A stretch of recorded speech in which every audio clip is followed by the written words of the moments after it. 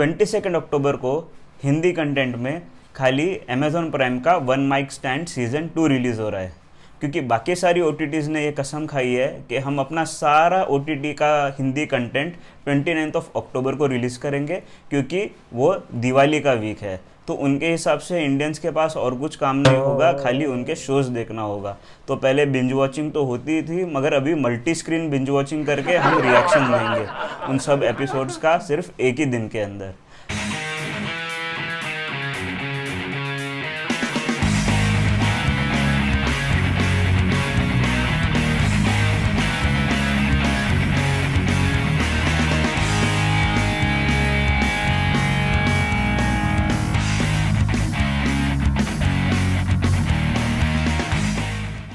तो basically one mic stand जो है, अगर आपने सीज़न 1 देखा होगा उसका, तो सेलिब्रिटीज़ आके स्टैंड अप कॉमेडी करते हैं।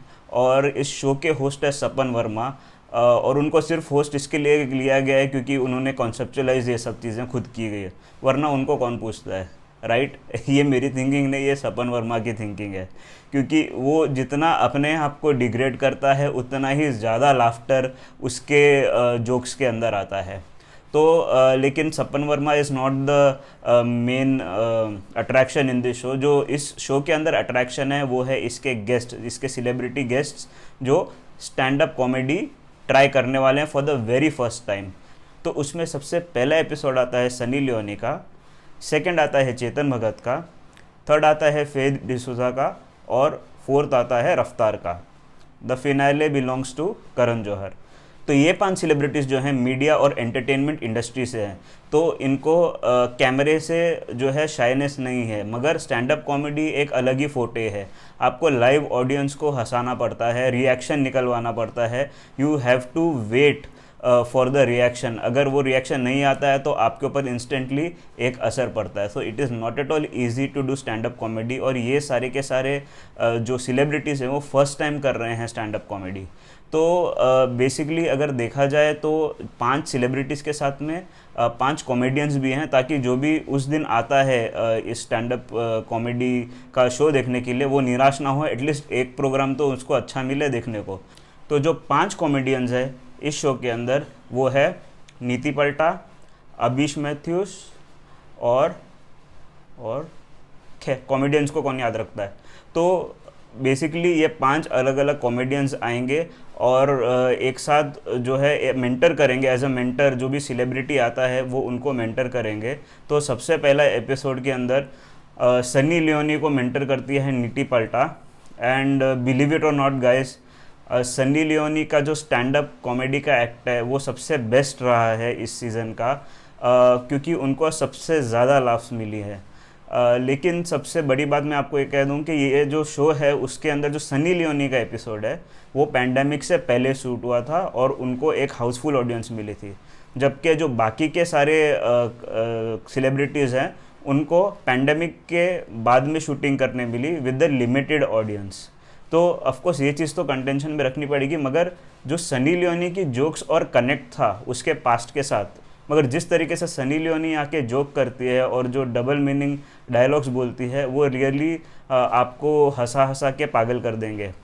ये चीज़ जो है दूसरे सेलिब्रिटीज़ के इसके अंदर इतनी ज़्यादा नहीं होती है, ऑल्दो एक दो पंच हैं, जैसे कि चेतन भगत का कॉकरोच वाला पंच है वो बहुत ज़बरदस्त था, एंड बाकी सब जो सेलिब्रिटीज़ हैं वो एक डिसेंट अमाउंट ऑफ कॉमेडी का फ्लेवर लेके आते हैं, मगर मोस्टली सबकी स्टोरी जो है थोड़ी सी इमोशनल है, उनके एक्चुअल रियल लाइफ एक्सपीरियंसेस से इंस्पायर्ड है।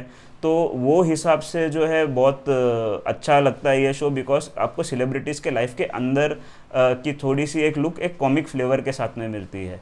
तो first episode of course Sunny Leone rocked, although नीति पल्टा का जो एक फेमिनिज्म वाला टेक है वो सब चीज़ें मेरे को इतना ज़्यादा पसंद नहीं आया, not because of the feminist take, मगर स्टिल जो जोक्स थे उसके अंदर वो मज़ा नहीं था एज़ कम्पेयर टू जो दूसरे कॉमेडियंस ने किया है।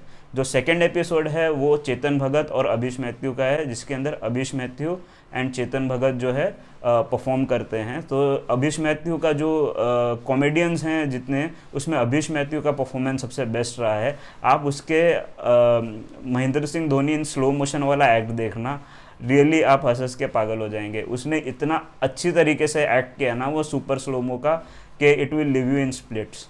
और फिर उसके बाद में चेतन भगत ने अपनी पर्सनैलिटी के हिसाब से, अपनी लाइकेबिलिटी फैक्टर्स के हिसाब से, यहाँ बोल सकते हैं अनलाइकेबिलिटी फैक्टर्स के हिसाब से, एक डिसेंट शो अपना दिया था जो फर्स्ट टाइम उसने अटेम्प्ट किया स्टैंड अप कॉमेडी। तो वो भी जो है डिसेंट था। उसमें जैसे मैंने कहा कॉकरोच वाला पन सबसे बेस्ट था। Not to forget Sapan Verma हर शो के अंदर, हर एपिसोड में बीच में आके 1-2 मिनट का अपना एक सेट करते हैं। एंड एक्चुअली वो जो सेट होता है ना पूरे के पूरे एपिसोड का सबसे बेस्ट सेट होता है। जिस तरीके की पंच लाइन्स सपन वर्मा ने मारी है वो कोई ना सेलिब्रिटी ने मारी है ना कॉमेडियंस ने मारी है। तो the winner over here for me is Sapan Verma, सबसे टॉप के ऊपर। क्योंकि वो जब भी आता है ना, मतलब पहले 2 एपिसोड के बाद तो मैं बस वो एपिसोड इसके लिए देख रहा हूँ क्योंकि सपन वर्मा का उतना पार्ट जो है आने वाला है और वो आपको हंसा के पागल कर देगा। तो उसके बाद में आती है फे डिसूजा, जो कि एक टीवी एंकर रह चुकी हैं। तो उनके बारे में मुझे इतना ज़्यादा आइडिया था नहीं, मगर जिस तरीके से वो आई और उन्होंने अपने आप को प्रेजेंट किया वो थोड़ा सा एक सरप्राइजिंग था। एंड सही तरीके से उन्होंने मीडिया की जो सच्चाई है वो बाहर निकाली अपने इस सेट के थ्रू। उनको सपोर्ट कर रहे थे, या हम बोल सकते हैं मेंटर कर रहे थे, अतुल खत्री।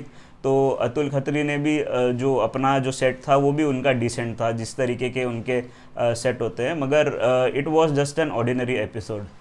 तो जो 4th एपिसोड है जिसके अंदर रफ्तार को समय रैना मेंटर करते हैं, मेरे हिसाब से वो सबसे वीकेस्ट एपिसोड है। इस एपिसोड की हाईलाइट है जो स्टार्टिंग में रफ्तार मिलता है समय रैना से, और जो सपन वर्मा का एक सेट है वो इस शो की हाईलाइट है। बाकी सब चीज़ें फ्लैट जाती है। समय रैना के जोक्स भी इतने खास नहीं है, ना ही रफ्तार ने जो प्रेजेंट किया उसके अंदर दम था। तो मोस्टली आई नो कि भाई इन लोगों ने वन माइक स्टैंड को, it is not only about laughter, it is also about emotion, it is also about the presence. मगर रफ्तार का थोड़ा सा ना परफॉर्मेंस फीका लगा इन टर्म्स ऑफ जो कर रहे हैं। ऑफकोर्स उनकी गलती नहीं है, वो एक बहुत पॉपुलर रैपर हैं, मगर उनकी फ़ैन फॉलोइंग रैपिंग के लिए है। थोड़ा सा ये शॉर्ट पड़ जाते हैं इस स्टैंड अप कॉमेडी के इसमें आके। मगर स्टिल अगर एक भी पंच वो अच्छी तरीके से मारते तो एटलीस्ट ऐसा लगता है कि भाई हाँ ये टाइमिंग का एक ज़ोर है यहाँ। लेकिन वो थोड़ा सा ऐसा लग रहा था कि दूसरे जो कंटेस्टेंट्स थे वो थोड़े घबराए हुए थे, तो इसके लिए उन्होंने परफॉर्मेंस के टाइम में एक लेवल अप किया।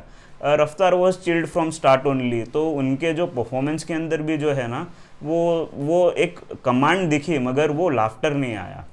तो of course for me it was the weakest episode. तो फाइनल एपिसोड जो है वो है करण जौहर का, और मुझे ऐसा लगा था कि भाई ये सबसे बेस्ट एपिसोड होगा और ये सनी लियोनी की परफॉर्मेंस को भी पार करेगा। मगर अलास वो सेकंड बेस्ट एपिसोड निकला, क्योंकि अब मैं कह सकता हूँ कि जो करण जौहर है और चेतन भगत है उनके जो एपिसोड है वो ऑलमोस्ट जो है सिमिलर मैं उनको रैंक कर सकता हूँ, क्योंकि दोनों वर equally good in the stand up comedy. तो ऑफ कोर्स करण जौहर जो है एक लार्जर देन लाइफ सेलिब्रिटी है, उसने बॉलीवुड के कुछ राज खोले, कुछ उसने अपनी बातें बताई, अपनी मिड लाइफ क्राइसिस के बारे में बात किया, तो वो थोड़ा इंटरेस्टिंग था। और जिस तरीके से उसने प्रेजेंट किया वो तो ऑफ कोर्स एक होस्ट रह चुका है और फिल्म फेयर अवार्ड्स उसने होस्ट किए हैं, तो उस हिसाब से तो भाई उनका कोई ऐसी प्रॉब्लम नहीं थी उनको स्टेज के ऊपर। मगर हाँ उनका जो कॉफ़ी वाला एक जोक था वो बहुत ज़बरदस्त था, और उसमें जो है जेन्युइनली लाफ्टर आया। तो ऐसे इंस्टेंसेस बहुत थे करण जौहर के परफॉर्मेंस के अंदर जिसके अंदर आपको एक हंसी नहीं तो एटलीस्ट एक स्माइल आ जाती। तो उसके साथ में जो मेंटर थी उसकी वो थी यार इसका नाम मैं भूल क्यों जाता हूँ बार बार, चलो कोई नहीं, वो पुष्पावली वाली लड़की, हाँ एग्जैक्टली, अमेज़न प्राइम पे है वो भी। तो अमेज़न प्राइम जो है अपने कॉमिक आर्टिस्ट को अच्छी तरीके से रिसाइकल करता है। अगर आपने देखा होगा अमेज़न प्राइम के सारे रेफरेंसेस हैं इस शो के अंदर भी।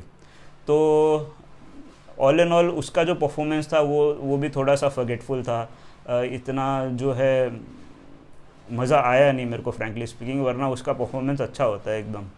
तो ऑल इन ऑल अगर आप देखोगे one mic stand season 2 as compare to first season, इस बार की सेलिब्रिटीज़ इतना दम नहीं दिखा पाई, क्योंकि पिछली बार भुवन बैम था, तापसी पन्नू थी, रिचा चड्ढा थी, शशि थरूर थे। तो इन लोगों ने जो है अच्छा इम्पैक्ट डाला था। और ये एकदम वाइड ऑडियंस थी, कोई था यूट्यूबर था, कोई एक्टर था, देन कोई पॉलिटिशियन था। तो इस तरीके के लोग जो हैं आए थे। इस बार मीडिया और एंटरटेनमेंट के लोग ही आए हैं, मगर apart from Sunny Leone and to an extent Karan and Chetan Bhagat, बाकी सब लोग इतना इम्पैक्ट दिखा नहीं पाए हैं। ऑल इन ऑल आपको कुछ एपिसोड्स के अंदर बहुत हंसी आएगी और कुछ एपिसोड्स के अंदर आप उसको स्किप करना चाहोगे। तो लकीली ये एपिसोड्स में डिवाइडेड है, तो आप सीधा एपिसोड स्किप करके दूसरे एपिसोड पे जा सकते हैं जैसे ही आपको बोरियत महसूस हो। तो दोस्तों, अगर आपने ये पूरा वीडियो देखा है और आप ये टाइमलाइन पे पहुंच गए हैं, तो इसका मतलब आपको शायद ये वीडियो पसंद आया होगा। तो अगर ये वीडियो पसंद आया तो प्लीज़ इसे लाइक कीजिए, और पूरा देख के अगर पसंद नहीं आए तो भी प्रॉब्लम नहीं है, आप चाहिए तो डिसलाइक कीजिए, मगर इंटरैक्ट ज़रूर कीजिए। Thank you for watching guys.